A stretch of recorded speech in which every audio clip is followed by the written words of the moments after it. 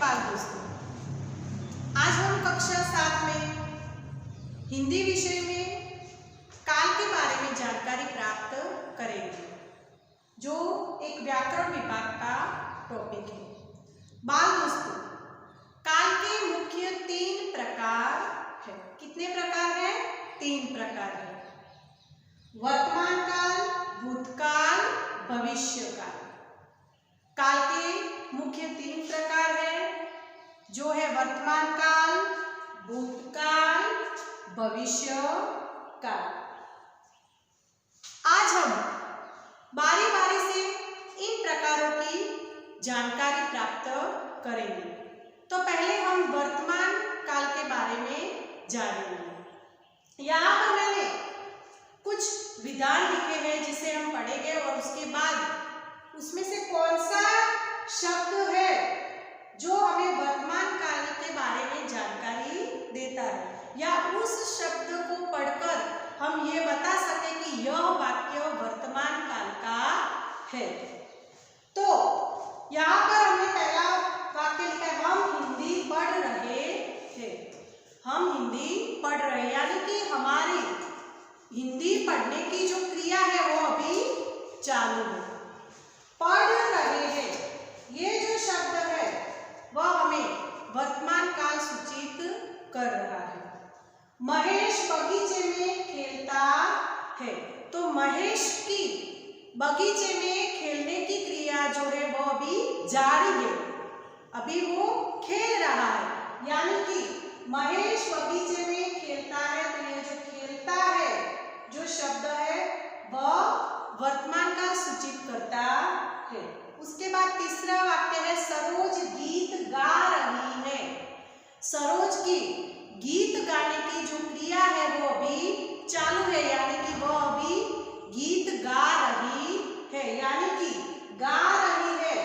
ये जो शब्द है, ये जो क्रिया है वह हमें बताता है कि यह वर्तमान काल का विधान है। उसके बाद मैं बाजार जाता हूँ, मेरे बाजार जाने की जो क्रिया है वो अभी चालू है, यानी कि मैं बाजार जाता हूँ। ये जो शब्द है वह हमें वर्तमान काल सूचित करता है। उसके बाद बच्चे मैदान में खेल रहे हैं। बच्चे क्या कर रहे हैं? मैदान में खेल रहे हैं, यानी कि खेल रहे हैं। ये जो शब्द है वह हमें सूचित करता है कि यह वाक्य वर्तमान काल का है। तो बाल दोस्तों, आपको इतना तो पता लग ही गया होगा कि जिस वाक्य के पीछे है, हूँ, ऐसे शब्द आते हैं वे हमें क्रिया सूचित करते हैं। क्या करते हैं? क्रिया सूचित करते हैं। हमारी जो क्रिया है अभी जारी है, हमारी जो काम करने की जो स्थिति है वह अभी वर्तमान काल में हो रही है। ये सब सूचित करने वाले, बोध कराने वाले शब्द से हम वर्तमान काल को जान सकते हैं। इसके अधीन हम इसकी परिभाषा ये बना सकते हैं कि क्रिया के जिस रूप से क्रिया होती है या हो रही हो, ऐसा बोध कराने वाले शब्द को अथवा तो ऐसा बोध होता हो उसे हम वर्तमान काल कहते हैं। फिर से एक बार, तो क्रिया के जिस रूप से क्रिया होती है या हो रही हो, ऐसा बोध होता हो उसे वर्तमान काल कहते हैं।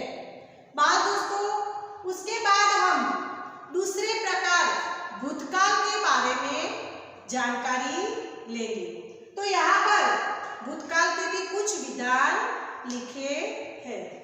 मीना कल मुंबई गई, तो मीना की मुंबई जाने की जो क्रिया थी वो कल पूरी हो गई, यानी कि वो कल मुंबई गई। तो यहाँ पर जो गई शब्द है वह हमें भूतकाल सूचित करता है। उसके बाद महंत ने पत्र लिखा, तो महंत की पत्र लिखने की जो क्रिया थी वो क्रिया क्या हुई है? पूरी हो गई है, चालू नहीं है, यानी कि महंत ने पत्र लिखा, लिखने की उसकी जो क्रिया थी वो क्रिया पूरी हो गई है, यानी कि जो लिखा शब्द है उस पर से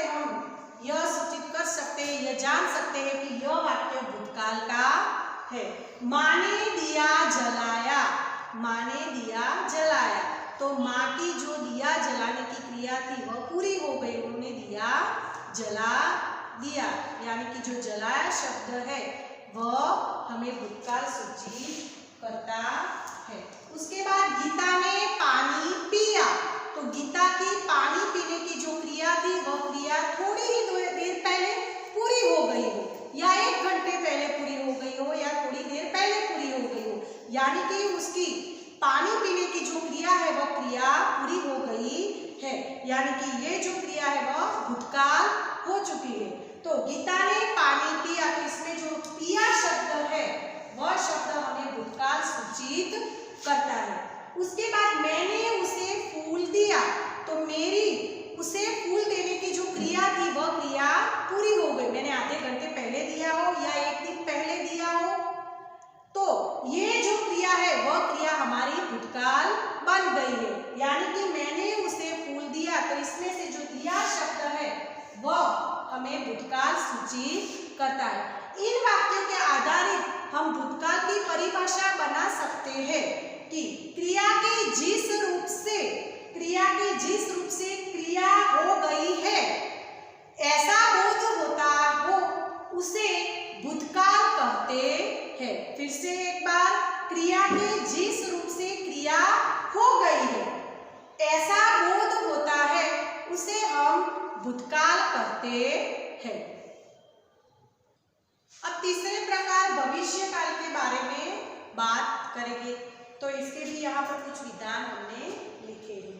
अब्दुल कल आएगा, तो अब्दुल अभी आया नहीं है, कल वो आएगा, आएगा या नहीं आएगा ये भी हम निश्चित कर सकते नहीं, उसके आने की संभावना है, यानी कि वह आएगा भी और शायद न भी आए, यानी कि अब्दुल कल आएगा, तो इसके पीछे ये जो आएगा शब्द है, यह शब्द हमें भविष्यकाल सूचित करता है। दूसरा वाक्य, लड़के शाम को खेलेंगे, लड़के शाम को खेलेंगे, वह शायद शाम को खेलेंगे या न भी खेले, तो यह भी निश्चित नहीं है, भविष्य में ये क्रिया होगी या न भी हो, तो यह अभी इसका सिर्फ हम अंदाज ही लगा सकते हैं, यानी कि खेलेंगे, खेलेंगे, तो यह शब्द जो है वह हमें भविष्यकाल सूचित करता है। लड़कों के खेलने की जो क्रिया है वह अभी निश्चित नहीं है, वह शायद खेलेंगे। उसके बाद मीना गुड़िया खरीदेगी, मीना ने अभी गुड़िया खरीदी नहीं है, वह कल परसों या गुड़िया खरीदे या ना खरीदे, यानी कि यहाँ पर जो खरीदेगी जो शब्द है वह हमें भविष्यकाल सूचित करता है, उसने अभी गुड़िया खरीदी नहीं है, यानी कि मीना गुड़िया खरीदेगी, इसमें जो खरीदेगी जो शब्द है वह हमें भविष्यकाल सूचित करता है। उसके बाद डाकिया डाक लाएगा, डाकिया की जो डाक लाने की क्रिया है वह अभी होने वाली है, अभी वह पूरी हुई नहीं है, यानी कि बाकी है, वह हमें कल या परसों कभी भी उसका समय निश्चित नहीं है, तो वो हमें डाक लाके देगा, डाकिया डाक लाएगा। उसके बाद ट्विंकल कल कहानी की किताब लाएगी, ट्विंकल कल कहानी की किताब लाएगी, उसने कहानी की किताब अभी तक लाई नहीं है, लेकिन वो कल लाएगी, तो यहाँ पर जो लाएगी शब्द है वह हमें भविष्यकाल सूचित करता है। इन विधानों के अधीन हम भविष्यकाल की जो परिभाषा है वह इस तरह बना सकते हैं कि क्रिया के जिस रूप से क्रिया होने वाली हो, क्रिया के जिस रूप से क्रिया होने वाली हो, ऐसा बोध होता हो, उसे हम भविष्यकाल कहते हैं।